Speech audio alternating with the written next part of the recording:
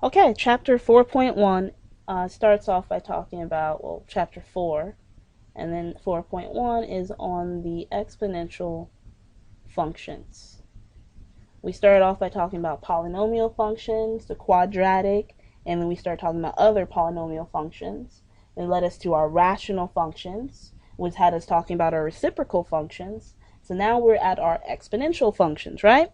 And they're always going to be in the form f of x is equal to b raised to the x value, where b is a number greater than 0 and b does not equal 1. Okay, that's my exponential function. And then you can graph these, right?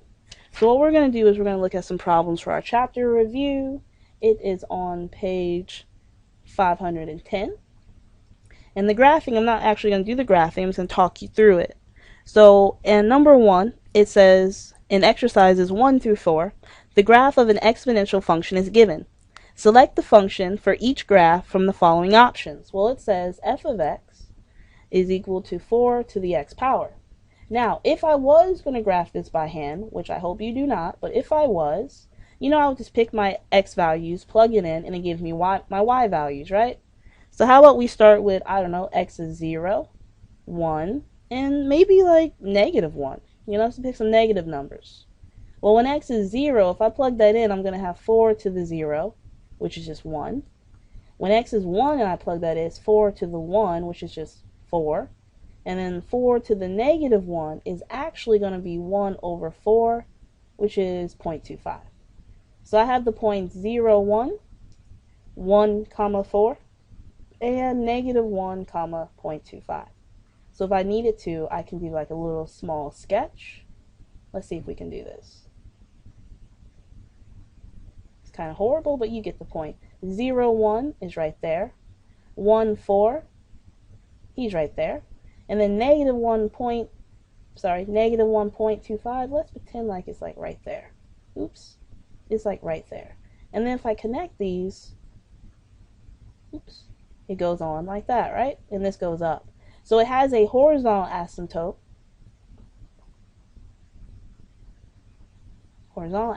At the line y equals 0, which means it's just the x-axis, right?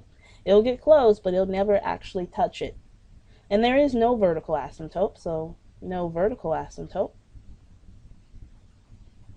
But you can graph these with your calculators and you'll see the same behavior. Great.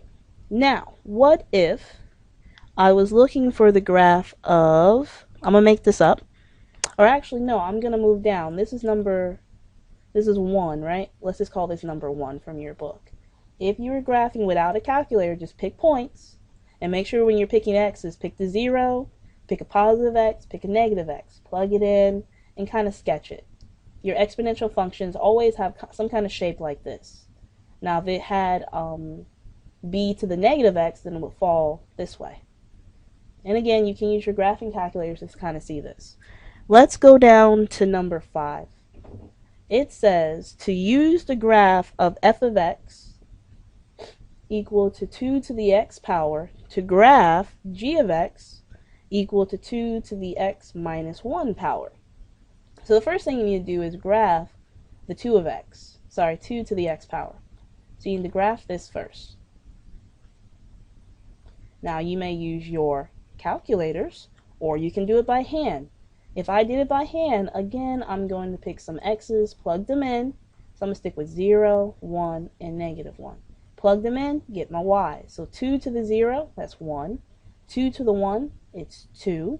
2 to the negative 1 is actually going to be 0.5, which is a half. You can verify these with your calculators. So these are my points. And remember, I'm going fast through the graphing part only because you have a graphing calculator. Okay, this is only for me because I don't have a calculator on the screen. So let's see here. All right, 0, 1, there he is. 1, 2, and negative 1.5, well, let's pretend like it's like right there. Oops, we don't want it to come down all the way. Let's fix that. There we go. So that's what that exponential function looks like, right? This is the exponential function f of x equal to 2 to the x power. Now it says graph 2 to the x minus 1 power using the f. Well, what was the change here? This x minus 1 means there's a change on x. It's actually on x minus 1. And remember, whenever there's a change on x, you must do the opposite. So if it's telling me to subtract 1, I'm really going to go to the right 1. Go to the right 1. So all of these points right here are going to shift 1 unit to the right. So it's like adding 1 to the x coordinate. So this is the same as saying add 1 to the x coordinate. So this right here becomes 1 comma 1. He becomes 2 comma 2. And he will become 0 comma 0.5. Add 1, as in move, either shift it 1 unit to the right or add 1. So 1 comma 1, he's right there. 2 comma 2. And 0 comma a half. And then connect. Oops, if you can. Oops, don't let it touch all the way. And it's going to look something like that. So, when you're graphing transformations, nothing has changed. Everything's the same as when we first started. If the change is on x, you do the opposite. This one told me to subtract 1, which means it's really telling me to go to the right 1, which is the same as saying add 1 to the x coordinate. Only to the x, you do not change the y. If there was a change on y, you follow that change. So if it would have said add 1, that means go up 1. If it would have said subtract 1, that means go down 1. Okay, now, what else is in 4.1? This stuff about our compound interest formulas, right? Compound interest formulas. Well, there's 2 of them. Let us write them down. A equals P times parentheses, 1 plus R divided by N to the NT. P is the principal value. That's basically how much you start out with, principal amount. So we'll say starting amount.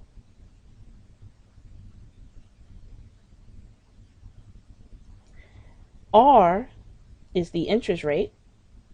And when I say interest rate, make sure you're writing it as a decimal, not as a percent. N is the number of compounding periods in 1 year. So the number of compounding periods in 1 year. So for example, if they would have said compound, let me see here, monthly, so compound it monthly. Well, how many months are in a year? 12, so N would equal 12. It would have said compound it semi-annually, compound it semi-annually. Well, if it's semi-annually, how many periods are in a year? 2 of them. Semi means half, right? 2. What if it says compound daily? So compound it daily. Well, how many days are in a year? For now, we're going to assume it's 365. If they wanted you to use something else, they will tell you. Like sometimes my math lab tells you to use 360. You just got to be careful and read the instructions. So for now, I'm going to say N is 365. And then, you got compound weekly. So we'll do compound it weekly, which means how many weeks are in a year? 52. So N is equal to 52. Awesome. T is the time. Okay, so I could put some money in my savings account and I want to know what's going to happen in 5 years. Well, T would be 5. It's time. Good. The other equation is A equals P times E raised to the RT. This E right here is a function. It's an actual key in your calculator, on your calculator that says E. P is still the principal, R is still the rate, and T is time. You use this formula versus the other one when you're dealing with compounded continuously. Compounded continuously, you want to use this formula. Alright, so Okay, so let's practice some problems. I am on page 510. So page 510. Let us look at number 10. And it says, suppose that you have $5,000 to invest. So your principal value is $5,000 to invest. Which investment yields the greater return over 5 years? So the time is 5. It has, let's see, greater return over 5 years. My choices are a 5.5% compound semi-annually. So 5.5% compounded semi-annually versus a 5.25% compounded monthly. So we have two problems to work out, and then we get to compare them. So the first thing we got to figure out, well, which formula are we going to be using? Well, since it just says compounded semi-annually and compounded monthly, I'm going to stick with A equals P times quantity 1 plus R over N raised to the NT, right? Yes. Raised to the NT. I have the P, I have the T, I have the R's. All you do is figure out the N's. Well, when it's compound semi-annually, N is going to be equal to 2. There's 2 periods in a year if it's semi-annually. When it's compounded monthly, well, how many months are in a year? 12. So let's do the first part. So we'll call this part A. We're going to let this be the 5.5%.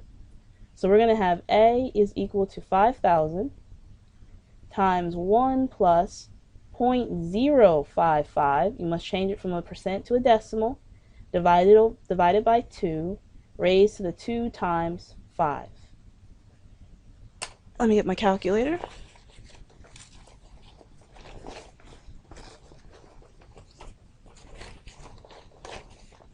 Let's see here. So it is 5,000 times 1 plus 0.055 divided by 2 raised to the 2 times 5. And I get approximately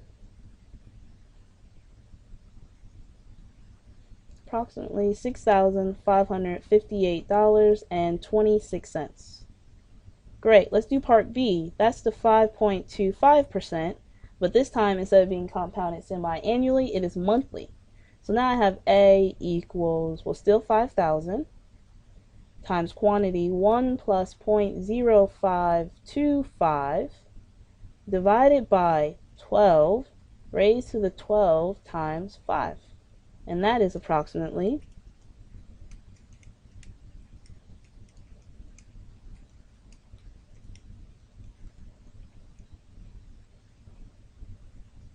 $6,497.16.